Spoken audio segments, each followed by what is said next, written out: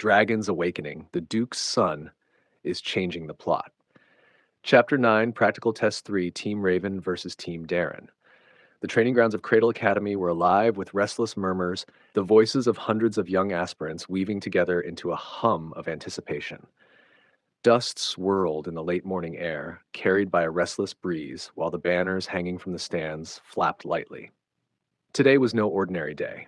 Today was the first clash of the practical tests, the first chance for everyone to measure power against power, pride against pride. And yet beneath the surface, it was already tainted. The match had been decided through a lottery, or at least that's what the teachers wanted the students to believe. Anyone with eyes could sense that the strings had been pulled, that this draw was no mere chance. Raven's group against Darren's, two names that drew attention, whispered about in both awe and spite. It was the kind of pairing no one would willingly risk in the first round unless fate or manipulation intervened. Still, no one complained. After all, the audience was far too eager to watch blood spill on the sand, far too curious to see if Raven, the so-called record breaker, could hold his ground against the noble heirs of the Ros Vaise family. The ground trembled slightly as footsteps approached, heavy yet calm. A voice followed, smooth but sharp enough to cut through the chatter. "Looks like I wasn't late." Every teacher stiffened as though struck. Their postures tightened, shoulders drawing up like bowstrings pulled taut. Even Instructor Vance, who normally carried himself with smug confidence, froze in his chair. Because that voice, measured, commanding, belonged to none other than Damien Vaise, the headmaster of Cradle itself. The air shifted. Conversations died mid-whisper. Students craned their necks, trying to catch sight of the man whose presence demanded silence without effort. For some, awe filled their eyes. For others, fear. And for one particular boy, Alex, the so-called thickhead, it was an opportunity to blurt out the worst possible thing. "Damn, isn't that the guy who was onto us like a rabid dog during yesterday's class?" The words cracked through the silence like a whip. Every gaze snapped toward Alex. Fury, shock, and disbelief flashed in the eyes of both students and teachers. Clara covered her face with her hand. Jake simply blinked, expression unreadable. Raven? Raven felt a vein bulge in his forehead. This fucking dumb bastard. He glared so hard that Alex actually shrank under the weight of it, his lips trembling as realization dawned. I did something dumb again, didn't I?" "No shit," Raven muttered darkly. His heart hammered, not from fear of Damien's wrath, but from the knowledge that one careless word could ruin everything. He braced himself, forcing his expression neutral as Damien's gaze landed on him. And then the headmaster nodded, just a slight dip of the head, acknowledgement in the smallest form. Yet the meaning of that gesture struck harder than any blow. Raven froze, bewildered. Why did he nod at me? The answer arrived swiftly, not from words, but from the sharp, burning stares digging into his back. The other students, the ones desperate for recognition, saw that nod as an insult. Damien had acknowledged Raven, him of all people, and in doing so, had turned the rest of the field against him, a punishment wrapped in the guise of favor, a reminder that power could wound without ever raising a hand. Raven clenched his teeth. "That bastard, he's making us the target of everyone's jealousy." Bam! Ouch!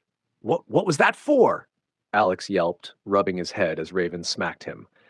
"For your bird-brained mouth, you idiot. We're in trouble because of you again." Alex hung his head, chastened, while Clara and Jake exchanged tired glances. The venomous glares from nearby teams confirmed Raven's fear. Every opponent they would face from now on would come at them with double the fury. Especially Darren's team. Damien, meanwhile, took his seat among the judges as though nothing had happened.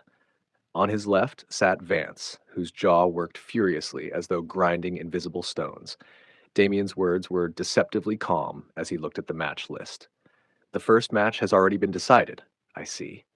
Quite the lottery for the most anticipated duel." The implication was clear. Everyone knew. And yet Damien's final words closed the matter with a cold finality. Let's not delay the matches any longer. Silence. Submission. No one dared challenge him. The crowd thickened with anticipation as the combatants were summoned to the arena. Dust swirled and whispers rippled across the stands. Group Raven is done for. Darren's team are elites of the Ros Vaise family. No matter how good Raven is, he can't win against them all. This will be his first and last record today. Raven rolled his shoulders lazily, letting the words pass through him like smoke.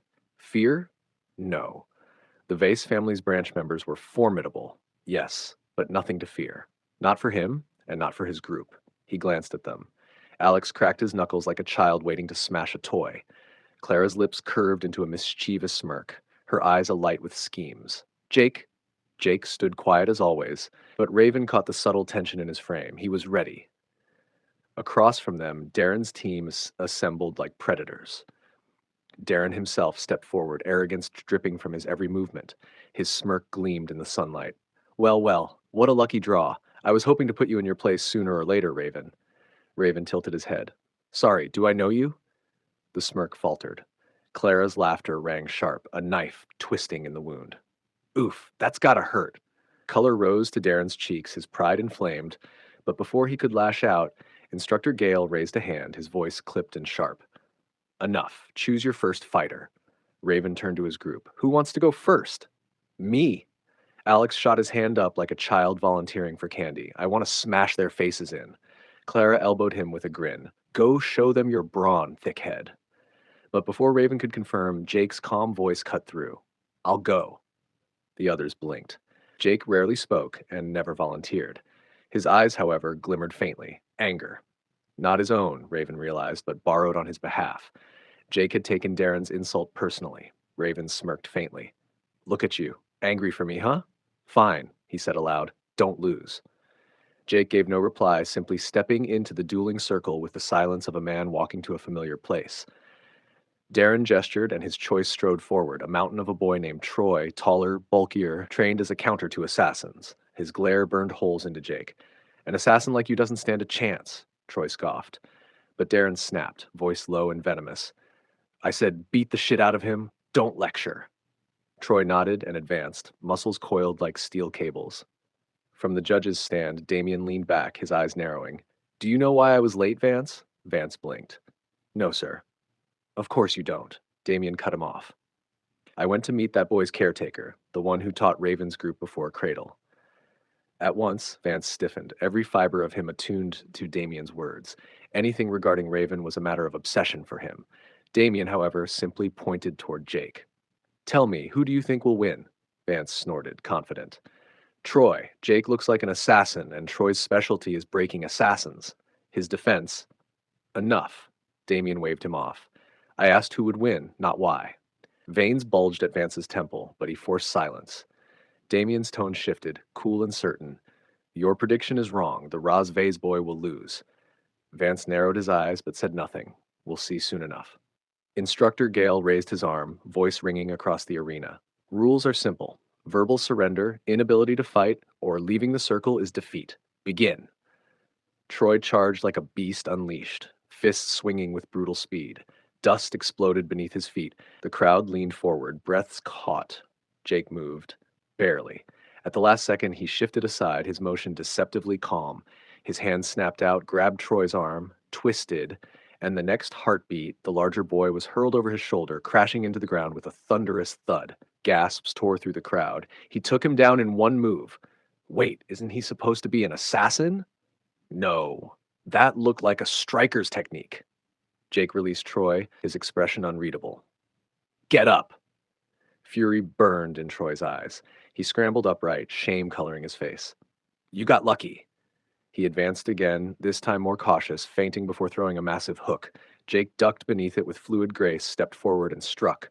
Once to the ribs, again to the sternum. Quick, sharp, merciless. Troy staggered, choking, pain etched across his face. Before he could recover, Jake swept his legs cleanly from under him, sending him crashing into the dirt once more. Silence. Then Gale's voice. Winner, Jake. Raven's group hardly reacted, as though they had expected nothing less. Darren's team, however, seethed, disbelief twisting their features. Darren himself clenched his fists until his knuckles turned white. Jake returned to his group without fanfare. Alex grinned and slapped his back. Damn, man, every time I see that, I remind myself never to piss you off. Jake ignored him, eyes flicking briefly toward Raven. Raven met his gaze and gave a nod. Good work. Yeah, Raven thought privately. Krav Maga really does suit him. My choice wasn't wrong. Across the arena, Darren spat. Tsk, fine. Next. Raven smirked. Why don't you show them how power should really be used, Alex? Clara stretched, her grin mischievous. Yes, thickhead. Time to prove you're not just dumb. Alex groaned. Couldn't you have not said that? For a second, it sounded like I was the main character. He stomped toward the circle, fists clenched, his irritation only adding to his momentum. In the judge's stand, Vance's face darkened. Damien, bored, yawned, as though everything unfolding was nothing but a story he had already read. To Vance, it was mockery incarnate.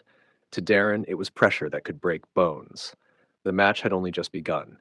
And yet, the stage was already heavy with the weight of unseen battles between students, between teachers, and between shadows of power that lingered far beyond the arena.